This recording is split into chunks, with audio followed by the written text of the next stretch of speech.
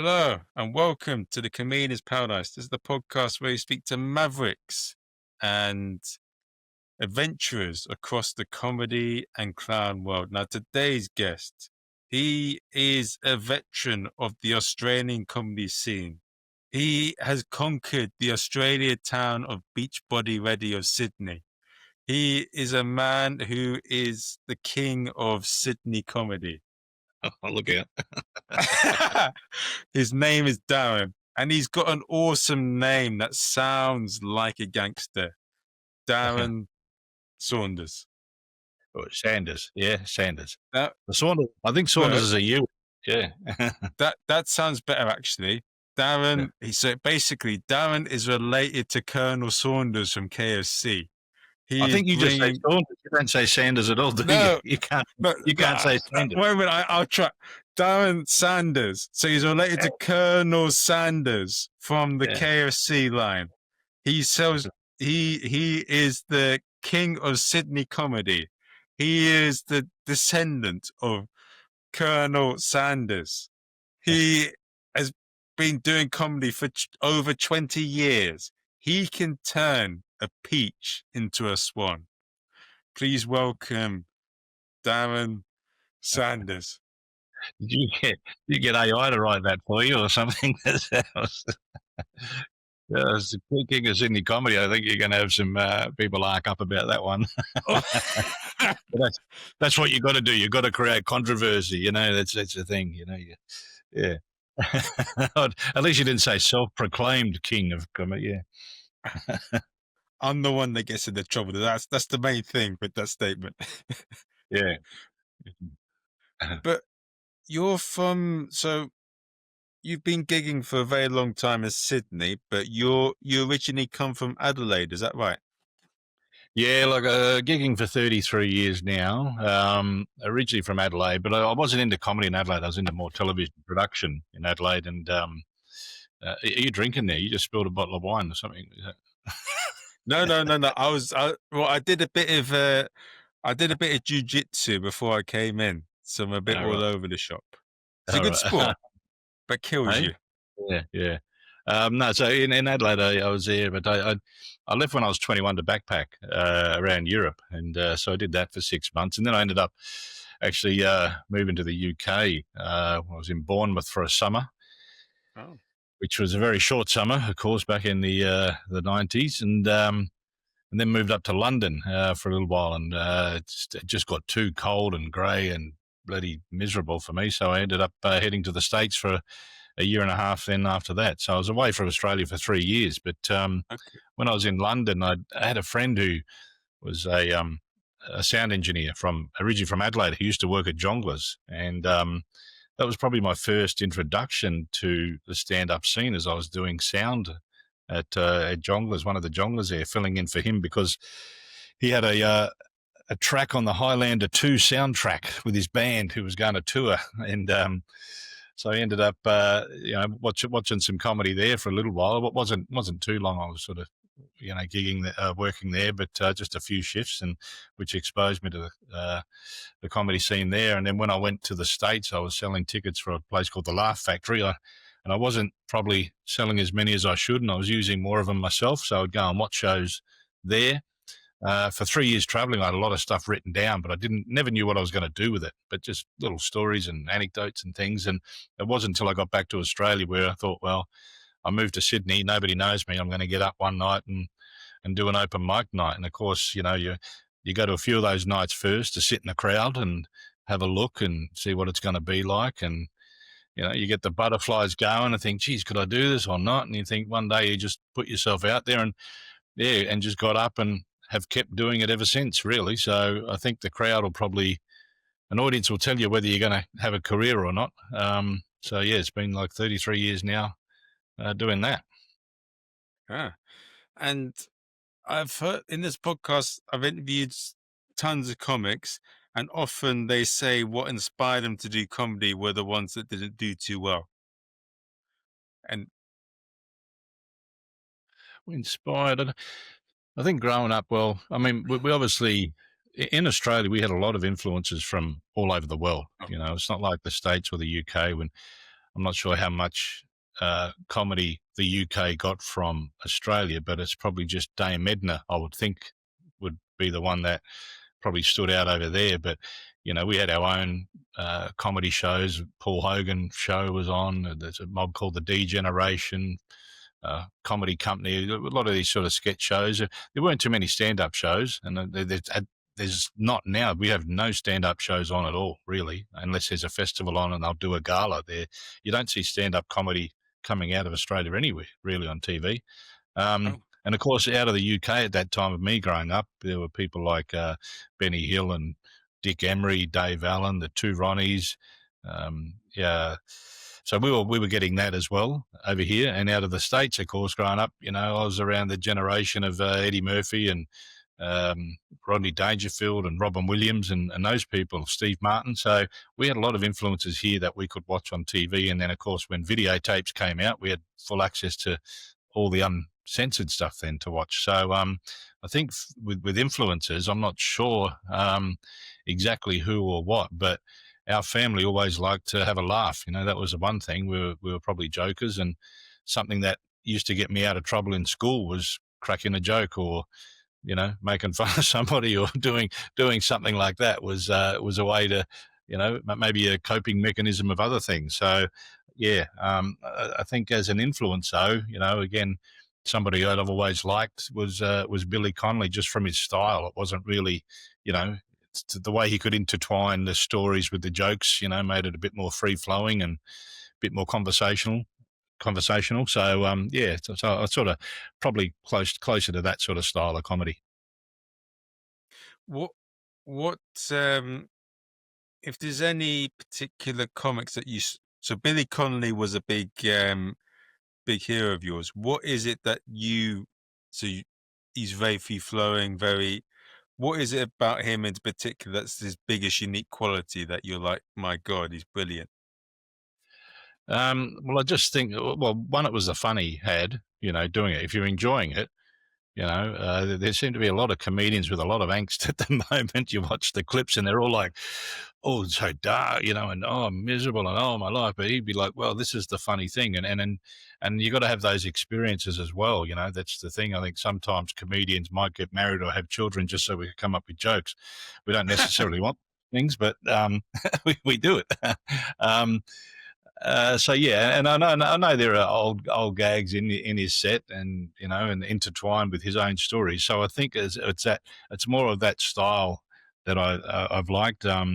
But again, like I also when I look back at Eddie Murphy's Raw and Delirious, that's almost the perfect way to do a set. Say you got an hour show, and if you look at Eddie Murphy's blocks of material, they're all pretty much like 10-minute blocks of material. So he's got 6 of them there in an hour show, 6 10-minute blocks of material, which is great. Which is what I think comics should work on early in a career. Is like, well, there's a good 10 minutes, right? I've got that. Now work on my next 10 minutes. There's that one, and there's that one. And then you slowly build up your repertoire of jokes and routines. And since you've been doing it for 33 years, how long did it take for you to build like your first 45 minutes? And when did it start getting easier for you to produce lots of longer sets? I think, one of the things early on, we did have a couple of TV shows back then where you could do stand-up. It was back then in the 90s. And, you usually got 3 minutes on TV, and it had to be a pretty tight 3 minutes to get on that. So you're auditioning 3 minutes and 3 minutes. So it was only 2 years into my career where I ended up, 3, 4, 5, 6, 3 years in, where I ended up getting a first TV spot. And then I did like four live TV spots over 2 years. So again, you're looking at 3 to 4 minutes there. So there's like 15 minutes of that, but and that's TV clean, friendly sort of stuff. But I think the progression back then was the Comedy Store in Sydney, which isn't affiliated with the Comedy Store in England or America. It's just the name, of course, but they used to nurture acts, I think, a lot better than they probably do now. because they have an open mic night on a Tuesday, then they have new comics night on a Wednesday, then Thursday was a sort of semi, then Friday, Saturday full professional lineup. So you had a path to sort of follow, and you had to build material to get to the next level each time. So, you do your 5 minutes on open mic nights, and you want to try a different 5. So you had 10, then you got to try and get to 15. So if you can get to 15, you can at least get on a Thursday night show where you had better audiences and paid audience to see almost professional lineup. So your 15 minutes was at least a support spot that you had. Then you, of course, had to then come up with another 15 to almost get to the MC stage of things. And MCing, I think, was always been a good way to come up and build material. A lot of people, I think the Americans don't really value the MC as much. They sort of, they hardly do much at all. When I've seen the shows in America at clubs, they just come out, welcome everybody, and bring on the next guy, bring on the next person, bring on the next act. Where here, the MC pretty much had to start the show and win the audience over.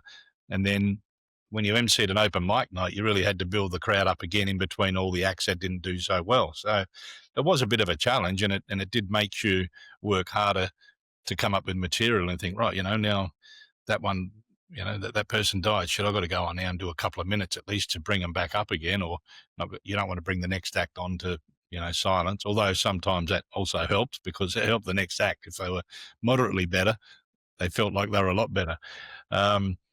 So once you got the MC work, you built your material. And I think headlining around here was like 35 minutes, maybe 35 to 40 minutes. Where there are not too many shows that sort of do that now. There's a couple around, but we have a lot of lineups with a whole bunch of comics on now, where sort of everybody's doing 7 minutes. Where I find that really hard to be a headliner after 33 years and have someone say to you, right, we want you to be on a bill with everyone doing 7 minutes each. So I sort of don't do those. Well, I'm not a princess or precious about it, but after 33 years, it's like, Jesus, man, I'm not going to be driving all that way to do 7 minutes or something. Do you get any requests that you look at and you're like, bloody hell, you having a laugh? Like when you, from promoters or messages, you get people saying, right, I want to get you to do 50 minutes for £0 in 300 miles away. Nah, that sort of doesn't happen now. No. When you start, when you start off, like, you would travel 2 hours to do 5 minutes, on a lineup somewhere for nothing, because they were gigs. I just don't find people doing that at the moment. Maybe they don't have to do it now. Maybe there's times to change where I'm old school. Like, you're not going to know unless you get up. And there are people then that go, I can't do it. They're finding that they can't do audiences north or south or east or west. They can only do them in the city. Oh, I can only do uni gigs because, I've been working in front of uni crowds forever. But you got to do every sort of gig you can. I remember we were doing bloody fundraisers and funerals and weddings and footy club change rooms and all sorts of bloody events, to just try and get that experience. And the more you die, the better you appreciate the good ones. What was your worst and most memorable bomb? It's in my book because I got a chapter of the worst gigs ever. Because it's funny, as a comic, no one ever asks you what your best gigs are. They always ask what your worst gigs are. But there've been a couple of really weird ones. There was a boxing promoter down here, and he used to want to put on an act before the main bout of the boxing. And there was like a stadium of 500, pretty much 500 guys who are into boxing. And they want you to do 10 minutes or 5-10 minutes before the main show. Now, no, I'd heard the experience before, and it was a well-paid cash gig. So sometimes we do prostitute ourselves out for cash, yeah. And I remember thinking, well, I've spoken to people, and they said, geez, it's just a shit gig. It's just a horrible one. Like, why are you doing it? I said, well, it's X amount of dollars and in an envelope, really. So, and this is a long time ago, so hopefully the tax department can waive that now. But I remember because I'd looked it up and I knew there were boxing ring girls, the girls with the cards that walk around and go round 1, round 2. So I had written on big cardboard like joke 5, joke 9, joke 15. So I thought at any point I was dying, I'll just get them to come out and walk around the ring in their bikinis holding up the joke 5, joke 9, etc. Anyway, they parted the ropes. I put 1 foot on the mat of the boxing ring and 500 guys just chanted, "Fuck off." Like relentless. It was relentless. It was just and non-stop. So I'm just thinking, well, if I bottle it, I'm not going to get paid. So I just pointed to the first girl. I said, "You're up." I haven't even opened my mouth yet, and I had her walking around with joke number 5 written on the thing, walking around. Anyway, there was some people sort of behind on a stage area that looked like they were listening. So I sort of turned around to them and just, like I said, I was just really speaking to myself, and I was talking to them and. Behind me, so the 500 guys are all behind me now, so they're like a wall of fuck offs just coming at the people on stage. And anyway, it felt like forever, but it was probably only a minute later, and then the bell went ding ding. So I thought, well, that's it, I'm done. They opened the ropes, I walked through, I walked past the guy, grabbed the cash, put it in my pocket. By the time I got to the front door, there was a guy at the front door and he said, "Well, you couldn't have done that bad, mate, they're not chasing you." So yeah. Have you had anyone throw things at you on the stage? No, I know. I think that's how people get publicity nowadays, isn't it? They get a clip. I think that's how Jim Jeffries broke through, didn't he? He was at the Comedy Store in London, and somebody threw something at him, and that got him a bit of publicity. Start his career off. But no, I haven't really had that. You get a few. I mean, you get heckles here and there, but I've never had sort of physical violence that I can think of. Sort of come at me or probably a bread roll. That's probably the most that's ever happened, maybe. Oh, that's all right. Tasty. Yeah. So now being with it in sort of 33 years, and you're saying that you mentioned it just now, and this is something that a lot of big comics in the UK often talk about, in that a lot of comics should earn their stripes by traveling to different parts of the UK for the different audiences. And in terms of Australia, I mean, we just had a chat before the podcast went live, and I was telling you a story from a lot of British comics, but like how are different parts of Australia in terms of audiences, and how would you say you need to adjust to them? Well, I know some comics who are ethnic sort of based comics and Melbourne's very multicultural, as is Sydney. Melbourne's probably more, you're looking at the Greeks and Italians and that sort of thing, and Sydney you're probably looking more Asians and just obviously a very broad stroke I'm putting there, but that's the difference between these. Then you go up to Queensland and it's pretty much white. So I do know some ethnic comics who even said that they don't do ships out of Queensland because they just don't get any of the humour of that, the multicultural humour. It's sort of when we talked earlier too about bogans, and that's probably more based up there. So that's going to get me in trouble. But it's just, so there are different audiences where I guess, but it just so many things depend on it. Like who goes to see comedy is a different audience than when it's. If it's a free gig somewhere, which we always say, they're the worst gigs. If people aren't paying to see it, you've put no value in the show and no value in yourself or as an entertainer, really. So I think with that there are different places that you can go to and probably different demographics and that, but you do want to try and, get the majority of the people the majority of the time. And you're not always going to do that. I work on the cruise ships and there's, 2,000 passengers in the crowd, and you're not going to get everybody. It's impossible to, and there's no point trying to get everybody. You've got to do what you do, and if they're, if it's funny enough, they'll come along with you. So there's two questions on that. With cruise ships, there's a comic that I know called Kevin Jordan. So he's a comedian in California, used to be a policeman, and he's been doing it for 30 years. and he mentioned a really funny story where these two new acts on the cruise ship, and they had the show where they did the first 45 minutes and did the second 45 minutes. The two new acts didn't have enough minutes, so they were writing frantically new material, and they were panicking. Is this funny? Is this funny? And he said, "Don't worry. You do as much as you can do. You do as much as I can do, and I'll do the rest."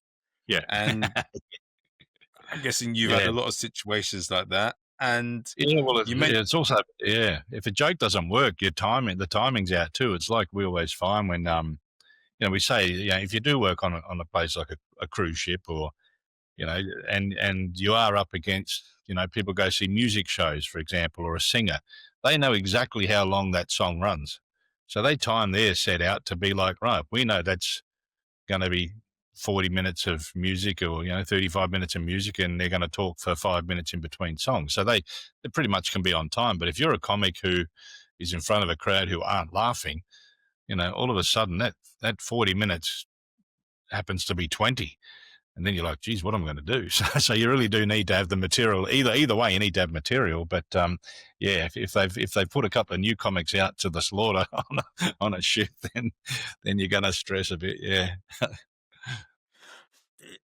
He told me that you'd need 2 45s and an extra 15 to do cruise ships. Is that true?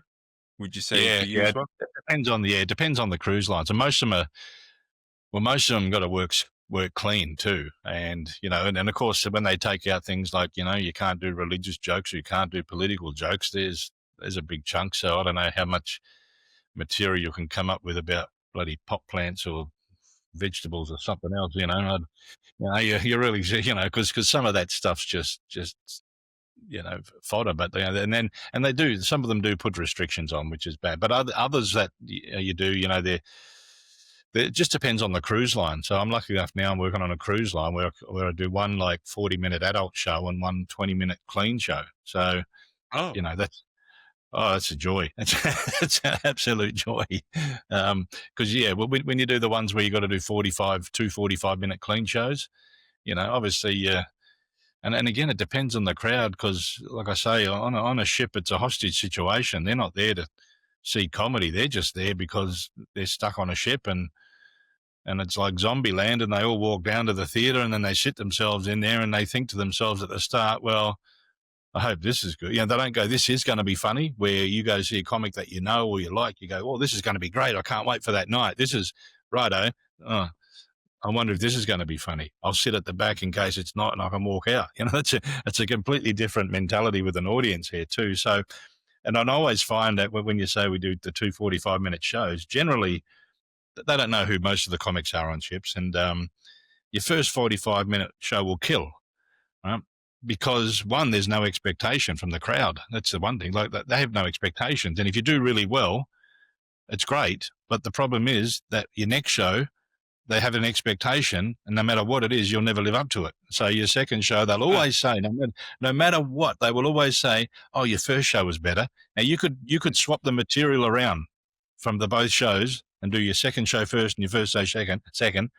They'll say exactly the same thing. Oh, your first show, because of that expectation. It's very, very weird dynamic on a ship. Yeah. Oh, but are they?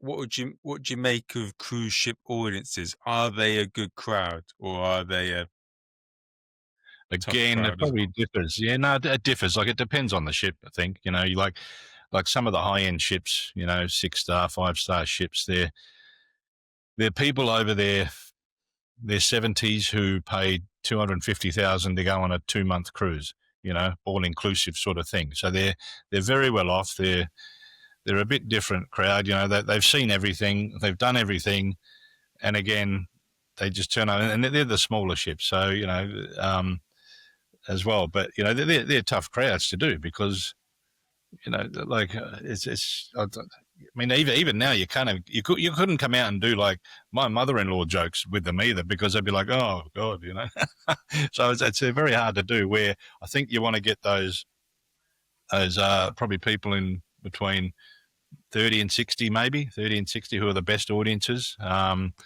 They get to, and it has been interesting too, because like you do get to chat to people because you are stuck on a ship, of course.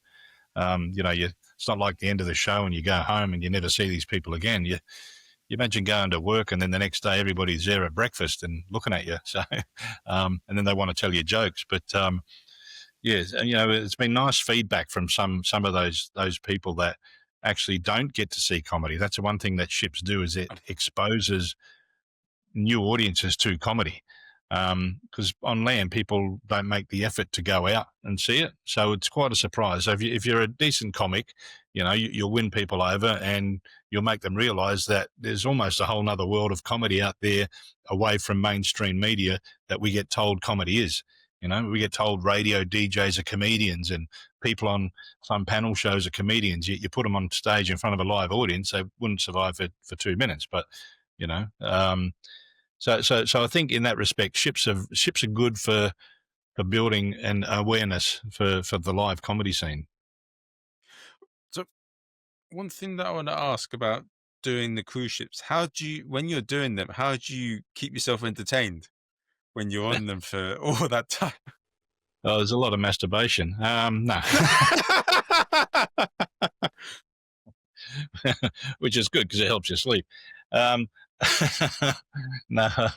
Oh, God, yeah. Well, my girlfriend a couple of years ago, she gave me one of those little mini projectors, and it's a thin screen, and because everything's metal in the ship, I take movies away with me, and I got my cabin set up like a movie theater with a projector, and we have movie nights and things like that. But generally, because you're only working maybe 1 or 2 nights a week when you do a ship, because they got shows on other nights. So,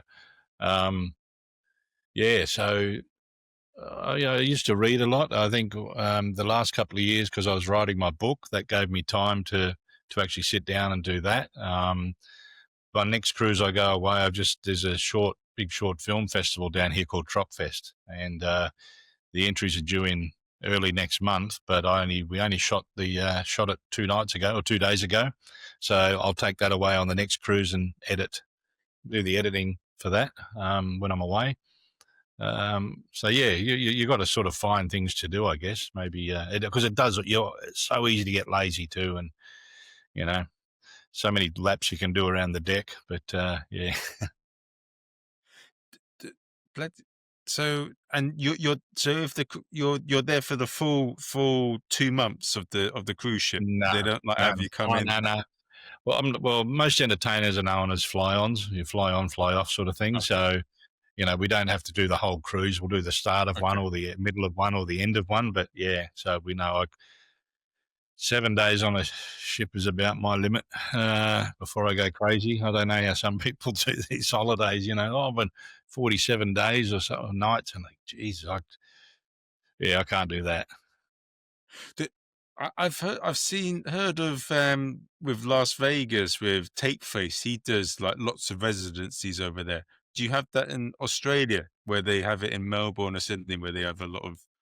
No, not really. No, I don't think we've got a place. I know, Vegas is obviously famous for that, and it's a good way to get, people to come to you. I think they're doing that with concerts now. When they do a concert, they'll only do X amount of places, and that way, not everybody. I think Taylor Swift, for example, I'm not a big follower of hers, but I know that when she did Melbourne and Sydney shows, she didn't really go to Adelaide or Perth or the other places, just did like a whole bunch of shows here, like almost a week of sold out concerts, and then the economy grew because everybody was flying to Sydney, and and it saves them setting up a concert all over the place. So I guess it's the same with a comedian now, that if you are famous enough, of course, if you're in Vegas, I'm not sure how many people would go to Vegas for that. But I think when you're in Vegas, you've got the option then to go, oh, there's something different on, and I know that the bands do it, and then obviously the comics do it. I think Carrot Top was another one who's been there forever. But we don't really have that here. We probably, we got our festivals that happen in most of the capital cities. They're either fringe festivals or comedy festivals. I haven't been a really big part of those. I just find it too competitive. Not in the fact that it's competing. You're competing for an audience. That's what I think. It's like, yeah, and they're not competitive amongst the acts. It's you're competing to try and get people in, and there are these different tiered levels of comedians. The famous ones that everybody knows, the ones that they then bring out, and then a lot of people just fighting for scraps and trying to do that. I'm at that level, the fighting for scraps level, right? So not famous enough to pull a crowd in, and I just find it a lot of hard work. And then even on the last festival I did, I thought, I guess some of the well-known acts may do them. I don't think they're making a lot of money, but it's just adding to their profile that they're there, and I think, I'm not sure if they get a deal from the festivals or not, but I feel like that they possibly could, but they're then seen at that festival and get a better deal to give that festival credibility. Some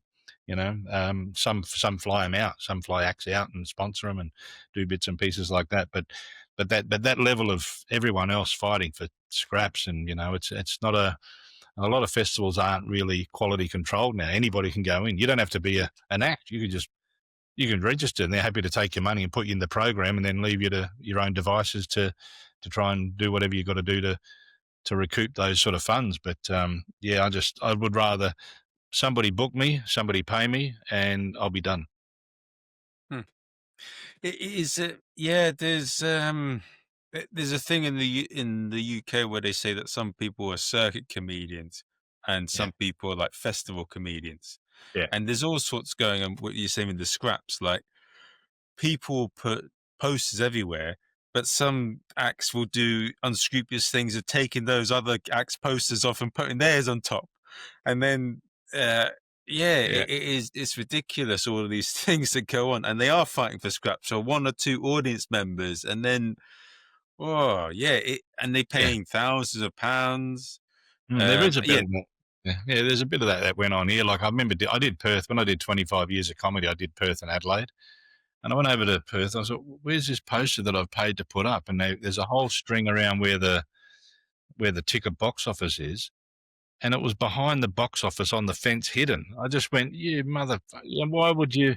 Like, seriously, I just went, well, it's a scam. And then I went somewhere else, and someone else had put posters over, who was an agent, actually. And I just said, I actually posted something socially about some sort of comedy mafia being involved, and a few agents called me up over that. But who are you calling a mafia? Well, I'm just saying, well, that wasn't our fault. Well, but they're your acts and you did it, and so maybe I'll burn a few bridges along the way too. But do you, with you being in the comedy industry for 33 years, I've noticed with some of the people that I've had on the podcast, when they've been going for a long time, you're not as bothered as much about certain things. I know. You live and learn for sure. Yeah. How much would you say your skin has become like a rhinoceros over the years? Well, I think it happened early on because in 2000 I opened a comedy club in Sydney called the Laugh Garage, and we weren't competing. It was just that we were down to, there used to be, when I started, there were two main comedy venues in Sydney. There's only two main ones, and a few pubs would do one night a week maybe, but there weren't that many. And then one of them closed down. I thought, well, we only had one to go to. And I thought, well, maybe we need to open another one a Thursday, Friday, Saturday, do the good nights of the week. And we did that, but then we found it sort of almost put a bit of a wedge in this. Like our competitors were telling acts that they couldn't work at us, otherwise they wouldn't book them, which was just ridiculous. Again, you had a lot of acts sort of contact me about performing and that. So I sort of had to put up a little bit of a barrier even then, because, I did want the shows to be successful from the get-go, and not like, we did have open mics still on the Thursday, but full pro shows Friday and Saturday, and I have no issue with people working our venue and then going to another one. You should be able to work like places like New York, where you can do 4 gigs a night or 3 gigs in a night, and it's the only way you get better as a comic. But the other venue was sort of stifling people to come and and they shouldn't have been in that position to do that. So I think when it comes to having a thick skin about a lot of things, it was pretty pretty early on, and there's been some different things that have happened over the years where, we also had our competitor come and undercut us at a venue to take over a venue in Western Sydney, which ended up completely fucking it up and folding altogether. So yeah, there have been some very weird business side of comedy over the last 25, 30 years as well. Does it feel relaxing where you're like, I'm not putting up with this shit? Whilst if you did put up with certain shit, it would like, I've seen a couple of situations and I've dealt with that as well.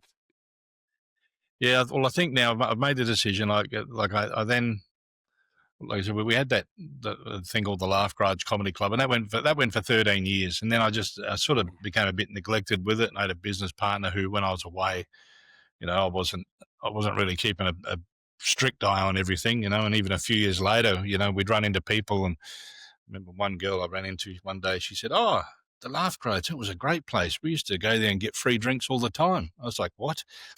Yeah, so what do you mean? She goes, "Oh yeah, the bartender." I said, "Oh, no wonder we bloody doing our ass." So yeah.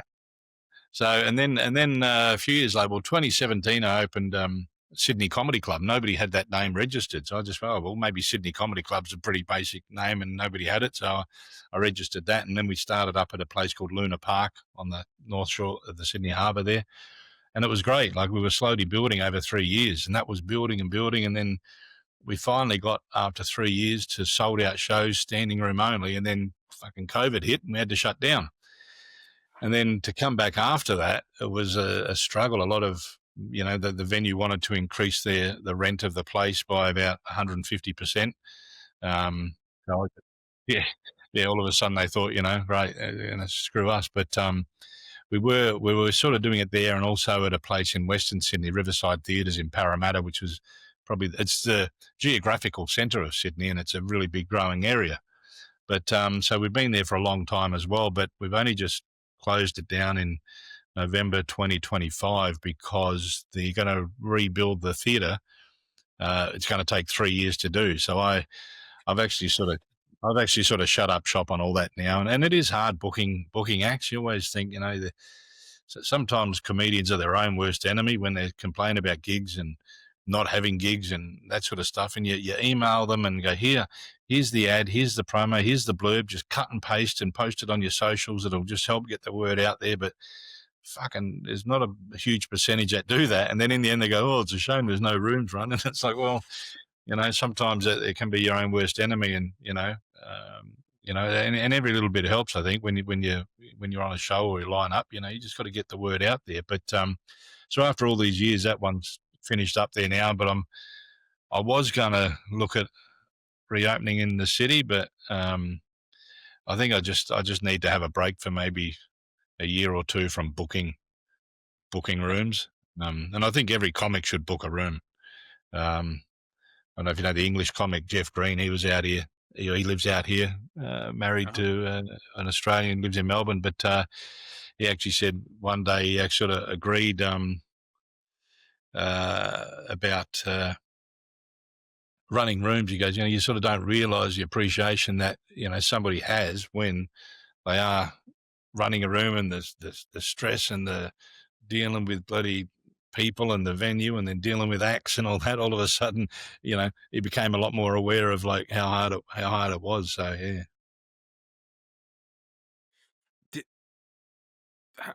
How did you balance doing both? Because I mean, there's a lot of, in the UK. There's not. Yeah, it's very hard to do both. They're yeah, it's very difficult. Yeah, it is. And I guess like the original Comedy Store was owned in Sydney, was owned by a guy who loved comedy, and he wasn't a comedian, he just loved comedy and loved building that place up, and he eventually sold it many years later. But there aren't too many. There are comics who probably run once a month pub gigs around the place, and at the moment there are a few comics who are trying to get some circuits up and running, but there are no like dedicated rooms, like that is a comedy club. We have one in Sydney, which is a comedy venue, but everything else seems to be pubs, one night a week, hotels, pop-up sort of rooms, clubs, that sort of stuff. So, yeah, we only really have one here. So there's even not much of a circuit people can do when they come to Australia. You've got to contact all these people individually and try and line up to fall and hopefully get a string of gigs to make it financially viable. Yeah. How many big full-time comedy clubs are there that are their own rooms? Are there in Australia, would you say? There's one in Perth.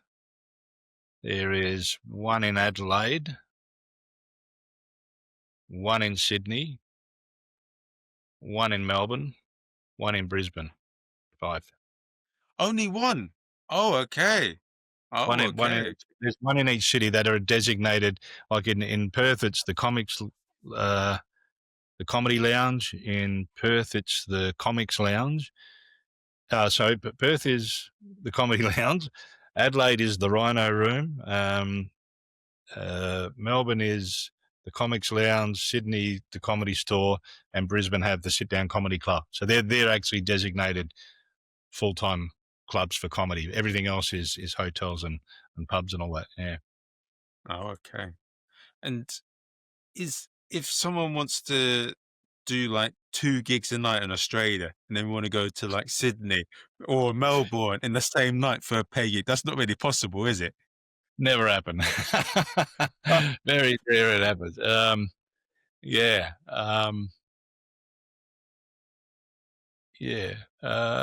Very rarely. I don't think it sort of happens now. You might do if a room runs. Oh, there is another room in Sydney actually too, but if there's, and it's a smaller one, but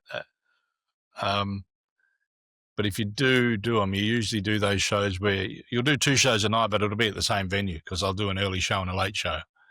Okay. That's probably it. Yeah, you can't go from club to club and do a circuit, as you would in most other sort of capital cities around who do comedy. Yeah. Is the circuit quite connected though? Like you'll do some days in Sydney. Oh. Not at all. It's a very each man for himself, I feel, in that respect. So yeah, I mean, comics know each other and can do recommendations. I feel like but yeah, as in somebody then going, oh, I'll recommend you to that club in Sydney, or I'll recommend you to that guy there. I don't think the clubs are doing it. You might have to speak to those club owners though, so I might be lying about that. But yeah, not that I'm aware of. But in terms of like doing paid gigs, do you have a bit where you will gig a couple of days in like Melbourne, couple of days in Sydney, couple of days? Oh yeah, Does that happen? You can do a string like I said, if you line it up right, you could probably find a room that does a Wednesday, another one that does a Thursday, and then one that does Friday and Saturday. So you might be able to get 4 gigs over 4 nights in places. But again, I'm sort of out of that circuit of the club gigs. It's almost now for me corporate gigs or functions and that sort of thing, which are for me the better paying gigs. Anyway, as I said, as you get older, you got to work smarter, not harder. So, I got the material there, and you want to get the best amount of coin you can for the least amount of minutes. How do you keep the material fresh, and do you keep developing things like developing material? Yeah, sorry, I laugh because I'm still doing jokes I did 30 years ago. Like, every now and you find routines and you think, oh, and you actually have a different spin on them. It's like I'm a big Bruce Springsteen fan, and you hear him rework songs that he did 40 years ago, and he reworks them and puts a different tune to them or a different melody. And it's almost like that with comedy sometimes. If you go back, something may not have worked a long time ago either. And if you do go through notes, and most of my notes are written on the back of drink coasters, but if you do go through your notes in a box or a pad or something, you'll see something. You'll be like, geez, I forgot I did that. Or sometimes you work with comics who you work with 30 years ago, and they'll tell you a joke that you used to do, and you'd be like, oh shit, I forgot about that one. Yeah, I'll bring bring that one back in, and so you sort of do chop and change a lot. I think the spine is pretty much the same for somebody like me. Who, I don't have to do a new show every. I'm not saying I'm lazy on that, but it's like, well, there's no need for me to keep trying to do stuff which is to an audience that's going to see it once. So the spine of my jokes, my routine is pretty much there, but then you do substitute bits and pieces in, and if you do get a new 5, you then obviously swap that out for another 5, or get another bit and you'll swap that out, or you find that you probably learn to add on. We used to run comedy workshops, and one of the things that we always found running the workshops is, the hardest thing for a comedian, I think, is finding that comedy vein. We've all got our own lives that we live in, and that's what we draw from. But then when you hear somebody else start talking about something, and you think, geez, there's something in that, and you can start adding to their thing. Like, you've missed out on a bit here. There's an opportunity to put a line in here or another bit in here. So you end up doing that with your own routine. You go back and you sort of look at it and you think, well, hang on a minute, I can actually embellish this routine more and add more substance and more jokes to that, rather than just hurry up and get to the punchline, which may have been, again, one of the conditioning things of being a Sydney comic at the start, of like, shit, you got to make them laugh straight away. Now you can sort of take your time a bit more, knowing that payoff's going to happen, but you don't want it to happen too late. But you can then fill up your routine with extra bits and sort of beef up a block of material. So yeah, so it's not necessarily for me writing a whole new bit. You do every now and then come up with bits, but there are pretty much X amount of topics you can talk about as a comedian. There's, like I said earlier, you got politics or religion, and you've got family, you've got jobs, you've got kids, you've got social life, you've got sport. They're sort of topics that it comes under. All jokes will come under almost all of those topics. I've got one little question to ask, and it's I've interviewed quite a few Scottish comedians, and they talk about the Glasgow and Edinburgh rivalry. And one of the guys from Glasgow told me, this is a common Scottish joke. They say you'd have more fun at a Glasgow funeral than an Edinburgh wedding. And is there a bit of a Sydney and Melbourne banter, and like, are the crowds different in that? Do they say, like, Sydney, oh, you guys all beach body ready? And no, I think they're probably intercity more than anything. Like, if you want to make fun of a suburb or a place, if you're in Sydney, you pretty much make fun of a place called Penrith.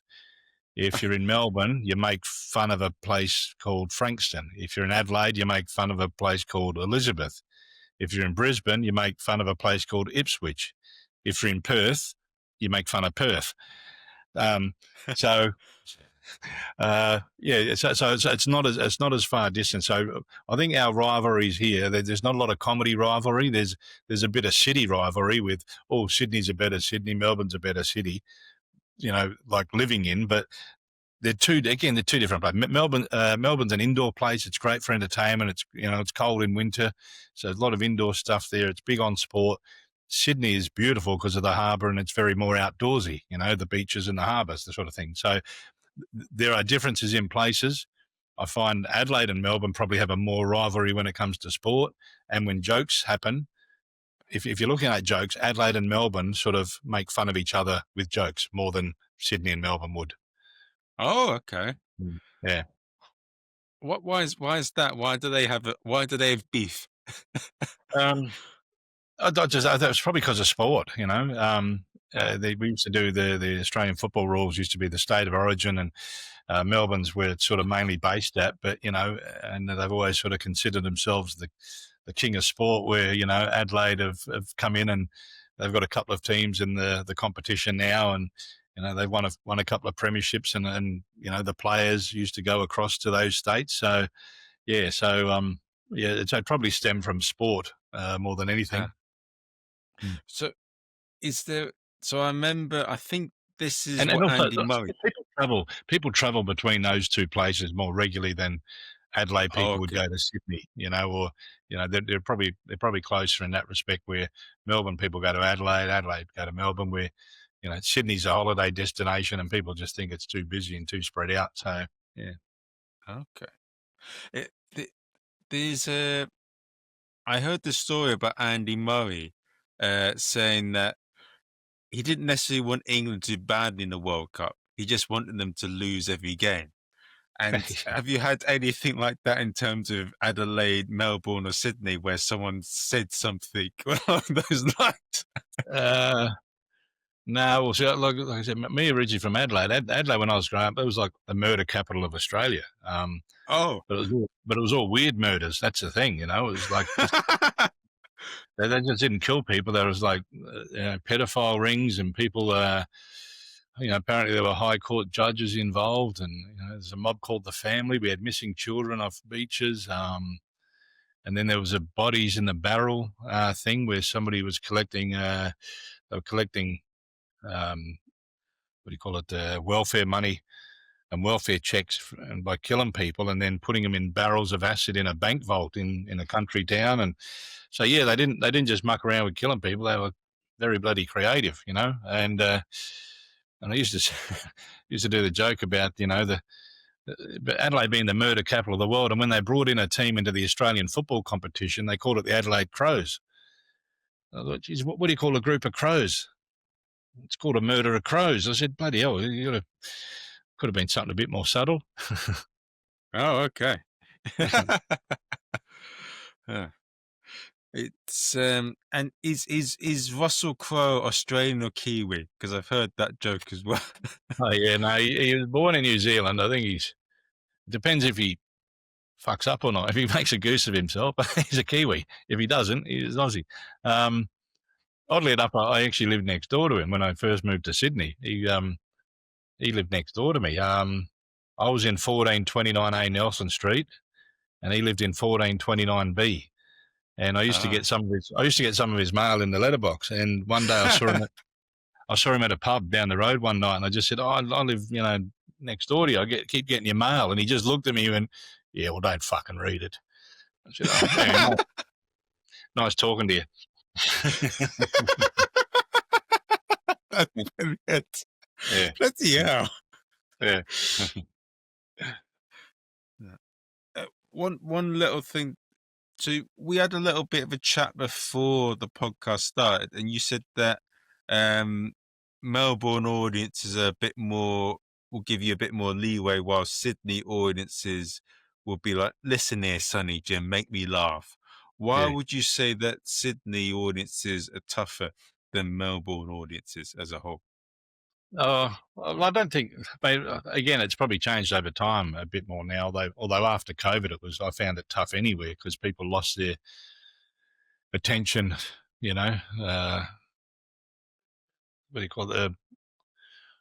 Attention span was very short after COVID. People would be on their phones in shows, or and they couldn't relax and just chill out and not be on a phone or not talk to you. It's like people didn't talk to anyone for 2 years. So when you came out and did a show, the crowds are talking to you. So it sort of changed a bit after then. It's died down a little bit more now and back to where it was. But I just think maybe it's the pace of the city.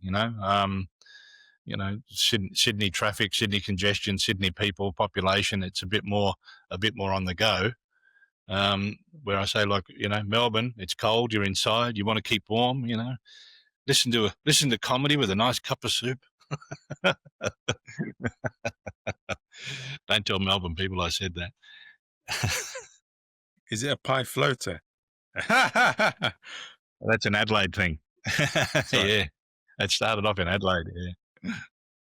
What is a pie floater? Because honestly, when I first heard of it, I just thought it was a shit in warm water. No, it's a meat pie in pea soup with mashed potato and gravy on top. So it floats. So pie floats in sort of like the really thick pea soup, and it's almost mush peas. It's not even really pea soup. It's just smashed peas, and then that's what they were in Adelaide, I think, originally. There are a few different variations of that around the place. Oh, right. So, all right, that sounds good. I'm going to buy some, I think. Oh, you could make it yourself. Yeah. No, I'm a dreadful cook. I'm a dreadful cook. It's a tin of peas. Yeah, it's a tin of peas and mashed potato and gravy, you just get an Aussie meat pie at whatever the local supermarket is. Well, if you ever want to meet Australian people in London, there's this place where they all congregate, Clapham Junction. I don't know why. Is that the church? Is the church there still on a Sunday afternoon? I don't know about that, but I just know that for whatever reason, Oceania seems to be congregated in Clapham.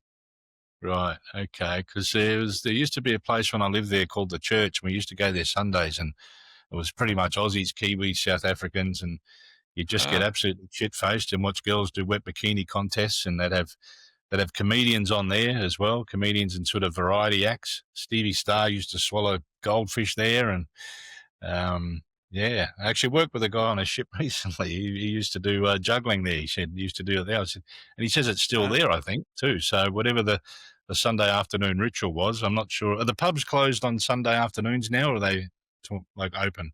Because in the 90s, they used to shut for 3 hours between like 3 and 6. No, they're open till pretty late. Yeah, well, see, they used to shut between 3 and 6. So you go to this place called the Church because it was Sunday. You'd absolutely get hammered between 12 and 3. You'd watch all these different drunk games happen on stage and DJs and variety acts. And 3 o'clock, you'd stagger out absolutely off your chops.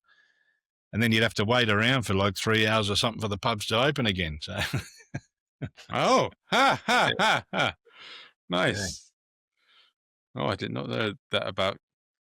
Yeah, I mean, there is I sometimes advertise my comedy shows in the Aussies in London group, so I'll ask them.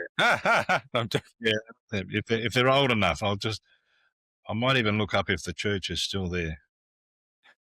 But it is, yeah, okay. What do I want to ask? So when with you being in the business for 33 years, I was right. I just so you know this. I put it in. It said the query: the Church, London, Australian, likely refers to a popular Australian bar called the Church in London's Clapham area, known for a hangout for Australian expats, which was sold in. Oh, there you go. It was sold in 2003. There you go. Oh, so that's what it was. It was. Yep. So there you go. It was a place. Yeah, in Clapham. So yep, you're right. So that wouldn't have made it too far for us to go. It is. Well, I was going to say that. I mean, Clapham used to be the gay area, but that's what happened between 3 and 6 when the pubs were shut. Oh, okay. Oh god.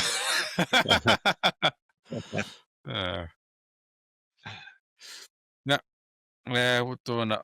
So you've been in the business for 33 years. What sort of when you come across new comics, do people say, right, Darren, could you suggest me a gig with this and that? What common things do you often get from? I don't think it happens. Like we used to seek out, and again, I'm not in that sort of group anymore. Maybe that there is a more of a gap now between me and people who are starting, and they probably don't know anything about myself, or there'll be a lot of comics out there that have my experience and older, who all the new comics would have no idea about, because we no longer have that circuit in Sydney where and for example, like the Comedy Store has changed hands a couple of times, and our pictures are all up on the wall there, like from 30 years ago, but they don't employ too many of the comics that are on that wall.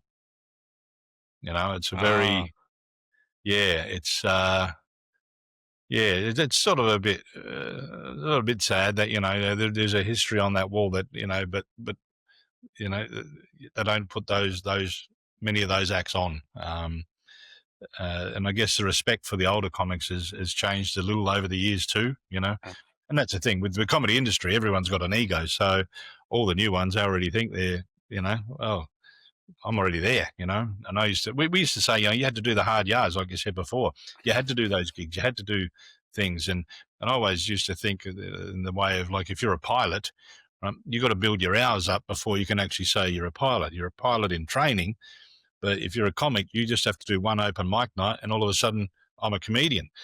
And you can tell people you're a comedian. Even though you haven't made a cent or haven't really done any hard yards as such.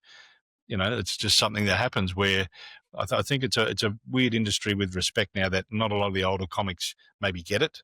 And people don't really seek out advice. I don't feel like maybe every now and then someone might ask you something but they don't really want to sit down and say, hey, how can I do this, or what do you think of that? It's a trial and error thing, and it's probably why most comics are doing comedy, is because you get to star, act, and direct in your own play every night, and you don't have to listen to anybody else.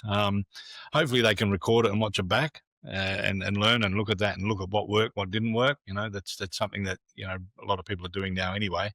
But yeah, it's I don't think it's a thing where people seek out people's opinions in the comedy world. Yeah. Okay.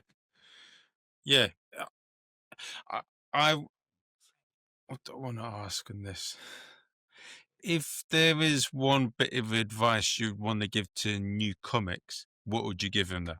If they were to ask you, if they wanted to start in Sydney and wanted to All right. Number one, do not open with, how's everybody going tonight? Rodney Dangerfield said this. He goes, I'll tell you how they're going. They want to fucking laugh. Right? Because it's a waste of time. You get up there. If you get your 5 minutes, don't waste time with, how's everyone doing tonight? We know how they're doing. They're there. They want to hear a joke. Go out there, hit them with a joke straight away. Bang. The other thing is stick to time. So it doesn't matter what you do in between. Like if you're dying, you get off early, you can do that, but don't go overtime. Never go overtime, especially on those lineups where you got 8 people before a headliner comes on. You got 8 people doing 2 minutes over. That headliner's going to come on way too late, And I always think most of those lineups are too long anyway. Like even now, you look at shows and at people's attention spans. I think you're better off giving them 2 great comics than giving them 5 ordinary comics. So yeah, I think that's probably the 2 things. Stick to time. Don't ask people how they are. Yeah, that is such a big trope, isn't it? That be polite too. Be polite to the person that books you too, and thank the person that books you, and spread the word about whatever gig you're doing. That's the other thing, If you're on a gig and let people know, and put a link to where the tickets are too. Don't just go, I'm on at this gig. Because people, again, are really lazy on socials or booking tickets. Sure, we're all on socials and you flick through and you go, oh, there's a gig. But if you got to make it easy for people to then go, oh, if you are on there, and generally it's your close friends that might come to you, you're not going to pull crowds of random people coming because of a post. But if you put the link to the ticket on there, at least people can then just go click and they're there. They don't have to fuck around with looking up, oh, where are you on? I'm going to look up there. And then next thing you know, they're sidetracked and they're looking at something else online. So, yeah, it's probably it's probably more business side of things than it is for material side, I guess. Okay. And if someone was looking to run a gig, what is the biggest, what are the bullshits they should prepare for?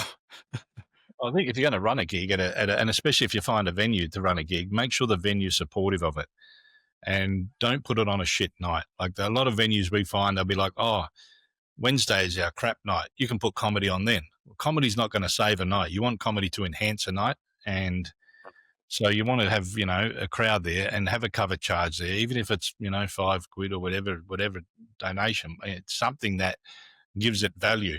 And find a venue that is going to be supportive of it as well. That's the other thing. Like if a venue can sit there and go, oh yeah, well, this is good. You're adding value to our venue. Make sure you're getting a few bucks out of it as well. There's no point going to be doing it and then, give all your money to the acts, and don't put too many acts on us. As long as you've got, if you did a lineup of 4 people and 2 are absolute kick-ass, or your main headliners worth the money, then that's good. And it doesn't have to be a long night either. That's the other thing. Like I said, you want people's attention spans are 40 minutes. We used to just run 2 40-minute halves with a 20-minute break, Oh, And okay. I don't think Americans even do breaks because they're that scared of people leaving. Like when Americans come out here, they just freak out that we have a break. They're like, but isn't everyone going to leave? And you go, well, no, because the shows are set up where all the acts are generally pretty good. And you're giving them a chance to go to the toilet and grab a drink and settle in for the second half so they're comfortable for the actual headliner to come on if you're running a show with a headliner and not just an ensemble. Yeah, there's a couple of things that I didn't like about the American system is that they do a 2 drink minimum and a food minimum. But yeah, they But a don't bit do a illegal. host. Yeah. It'd be illegal here if we did that. We can't tell people to have drinks, that they have to have 2 drinks. Yeah. No. But I'm sure if you had a lawyer in America, they'd do the same thing. They'd turn up and go, you can't make me have 2 drinks. well, what about with the serving thing, where they serve people during a show, even when the acts are on? Would that work Sure. in Australia? No. No, even when you do corporate functions, you tell them, put me between mains and entrees, whatever. But no, we don't really do food. If any food's to be done, it's probably finger food, chips or pizza, something that's easy to consume with fingers. It's not, they never do a sit-down dinner at any of these clubs. We were looking at one maybe where we could, if you did do it at a hotel, if you did a dinner and show thing, they ate upstairs first and then they come down and watch the show after they've eaten, that way it keeps people in the venue longer. And then you could, if you're doing an example like 2 shows on a night, the first show sitting is they're eating upstairs while the show's on downstairs. They finish eating. Those people go downstairs, watch the show. People that were downstairs go upstairs and have dinner. You could do it that way, which would definitely enhance a night and especially be more enticing to a venue, to keep people there. Yeah. Because people don't want to, if you're going to go for a night out, if it's a big night out, a Saturday, you want to be like, oh, right, we've got to go there for dinner, we've got to go there for drinks, we're going to go there for a show. If you can then go like, shit, you're in one complex but obviously you need a place which has that space too.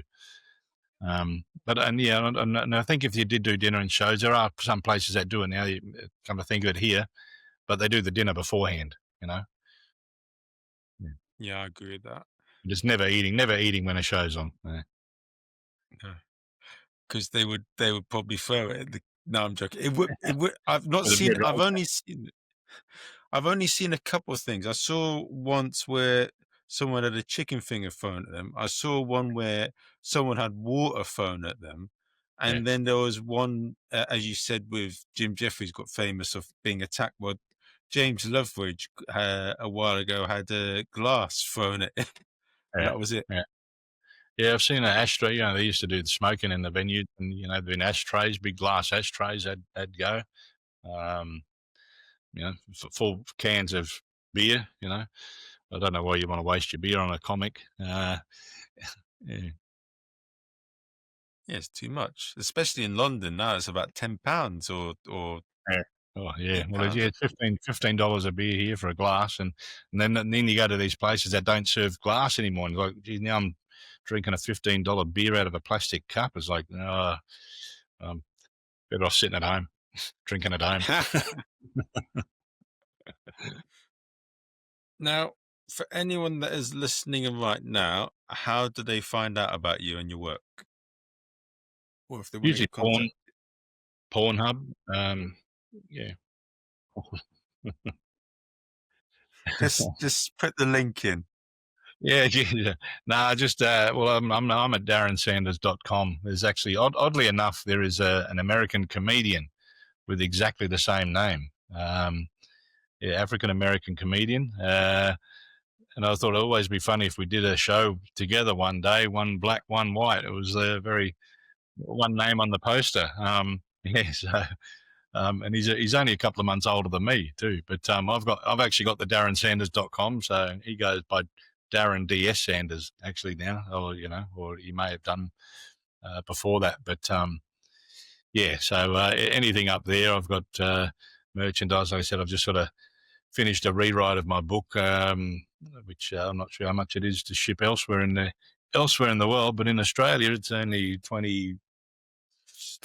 I think I've got on the website for shipping that in Australia. But anyway, so yeah, gigs are up there and a little bit of information. There's a few video clips, and of course, I got the usual socials now. I had to join TikTok thanks to my niece, who when I went to Adelaide Fringe this year, she goes, "Well, you don't have many people coming to your show, and the guy on after you is selling out." And I said, "Well, the guy on after me, he's 20 years old. He's got no material. He's taped all his notes to the floor." I said, "What the fuck's going on?" And she goes, "Oh, he's on TikTok." And so she made me get on TikTok there. So okay. Anyway, I'm not sure it's working or not. Yeah, it's a variety of numbers that come with clips, but I think my Instagram's probably more popular with that, and all that stuff's just by how the kids call it. My tag is Comedian Sanders. So yeah, it is. TikTok is a good app. I know someone who with what's his name, Frank Sinatra, and someone actually from America posted some videos of him, and they sold out as Edinburgh Fringe one. So it is. Yeah, well, if somebody else can, if I can get Matt Rife to repost my stuff, I'm sure I'll be fine. I'll ask him. Either him or Bonnie Blue, one of the two of them. I mean, oh bloody hell. Put them on before the show. But yeah, guys, you know where to go if you want to find out about Darren. I hope you've enjoyed the episode. We've got a few episodes coming up. We've had an Aboriginal on. We've got a clown coming on, a big professional clown coming on the podcast. We got who else? We got. Oh yeah, we got a guy from America's Got Talent on the podcast. Yeah, we've got a load of different guests coming on, and yeah, make sure you give this episode a review on Amazon or iTunes, Apple, and if you liked it. But if you didn't, well, don't bloody bother. Yeah, shut the fuck up and walk away. Exactly. Right, guys, I will see you in the next episode.